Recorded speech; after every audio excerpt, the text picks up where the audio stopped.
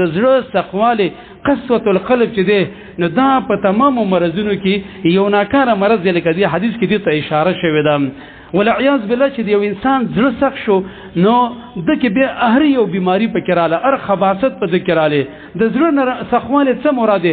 عدم التاثر بآیات الله، چې د الله په آیاتونو باندې یو سړی زړه نه مطمئن کیږي او نه متاثر کیږي، پاغه کې خشوع غضو ناراضي، پاغه کې څه کوم د عاجزی او بدلون ناراضي.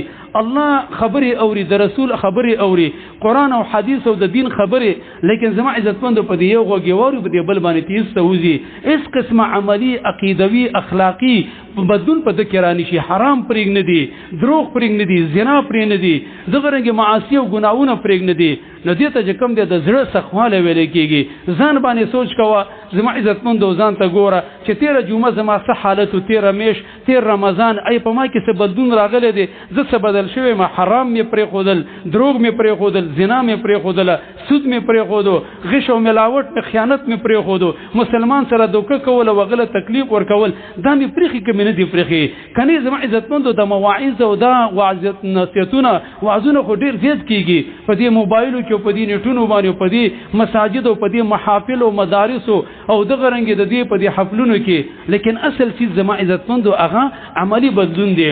چې کله عملی بدلون درکې نه راتو نو بیا زړه چې کوم دی هغه تفقد وکا، بیا د الله نه بل زړه غواړه، زړه هغه دې سخت شوی دی. مالک ابن دینار ویلی دی ما ضرب الله عبدا اشد عقوبة عليه من قسوة القلب. الله سبحانه وتعالى په یو انسان لره په عذابونو کې په سخت سزا باندې نه دی وهله په نسبت د زړه د سخوالي باندې. والعیاذ بالله چې دا حالت په انسان باندې راشي نو د کې هیڅ یو خیر به ناراضي د په وړاندې باندې د اسمان را کوزاوه او غرونه چې پاسيږي نو زما عزتمند په د باندې به هیڅ قسمه بدلون را نشي. دیو جن امام ابن قیم ویل دي الله سبحانه وتعالى چې دا اور پیدا کړي خلقت النار لاذابه القلوب القاسيه، رب العالمین هم د دې زړونو د سيزلو د لپاره دا اور پیدا کړی دی.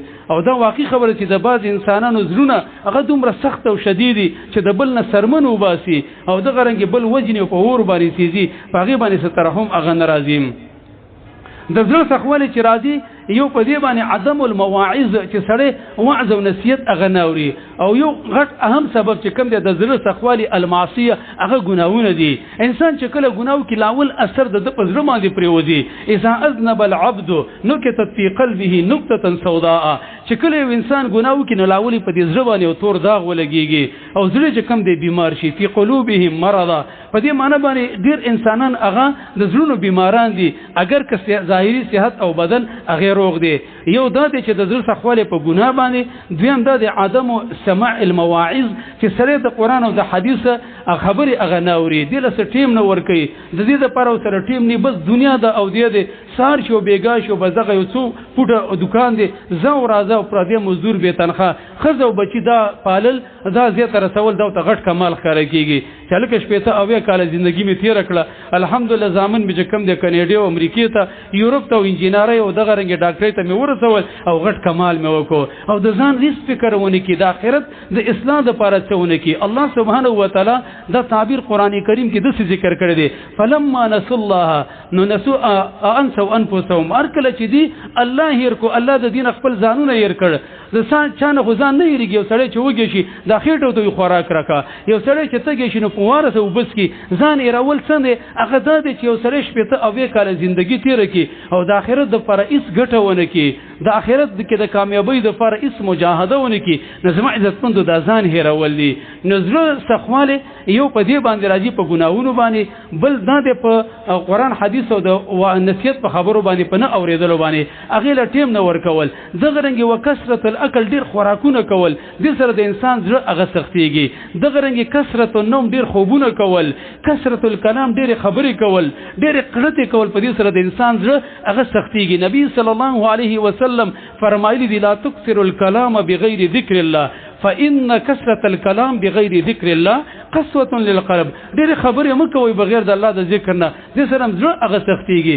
اهل علم ویلي چې ډېرې خبرې کولې په ده باندې بوډاوالی به ډېر زر راځي، او دا واقعي خبره ده چې کله ته خبرې کې لاول اثر په تا باندې راځي، لاول ستا دا سکن او ستا دا جلد او پوستکې دی چې کوم دی نو هغه جذب کوي. دغه وجه چې چا ډېرې خبرې کولې یا هغه کار چې د زندګۍ کې هغه د خبرو سره ډېر تعلق ساتي، غالبا تاسو ګورئ په دې خلکو باندې بوډاوالی او دغه رنګې په هغې باندې هغه بوډا په فن هغه پې زر راځي. نو دا دی چې د الله پیغمبر ویلی دي چې خبرې هغه ډېرې مه کوئ، په دې سره د انسان زړه هغه سختېږي. وسره کثرت الاختلاط، ډېر د خلکو سره ملاوېدل را ملاوېدل، ګډون کول. هغه ځای کې چې کم دی نن دلته واده دی او نن په دغه ځای کې شادي حال کې روټۍ دی او نن هغه ځای کې چکر دی او دغلته مې ډیلینګ دی او دلته مې دغه دی. زما عزتمندو دا ډېر ګرځېدل چې دي نو دا هم د انسان زړه هغه څه خرابوي او د انسان زړه هغه سختوي. بعضې خلک ملاوېدل به داسې چې هغه به ستا دپاره دوایي به علاج به لکه د علماو سره ملاوېدل. بعضې ملاوېدل داسې دي چې هغه تا دپاره په درجه د خوراک کې دي او دغه رنګې ستا ضرورت دی لکه د کار کسب او د تجارت په سلسله کې ملاوېدل. اما بعضې ملاوېدل چې دي نو هغه تاله نقصان درکوي لکه چټي په چټي باندې د خلکو سره ملاوېدل. او دا وګوره دا یاد ساته چې څومره د اختلاف او ګډون د خلکو سره ډېرو هغومره بېعزته کېږي به والله د خولې خوند به دې خرابي، هغومره به تلانجې ډېرې پېښېږي. ولیسعک بیتک د الله پیغمبر فرمایلی دي که ځان بچ کول غواړي کور کې ډېر ټیم تېروه، د خپل ښځې سره د خپلې بچو سره په تنهایي کې په ځان لوالي کې.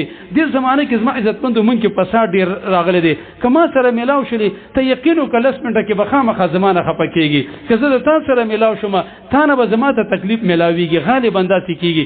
یو خبره به زه داسې کومه چې ستا د موډ او د مزاج خلاف به وي، ته به داسې وکړې زما عزتمندو چې هغه به زه نه خوښوم. نو دې وجې نه اختلاط هغه ډېر نه دی په کار. حتی الوسه د دې نه پرهیز په کار دی ځکه په دې سره د انسان زړه هغه سختېږي. او ما مخکې ویلې چې دا په بیمارو کې د ټولو نه ډېره خطرناکه بیماري ده.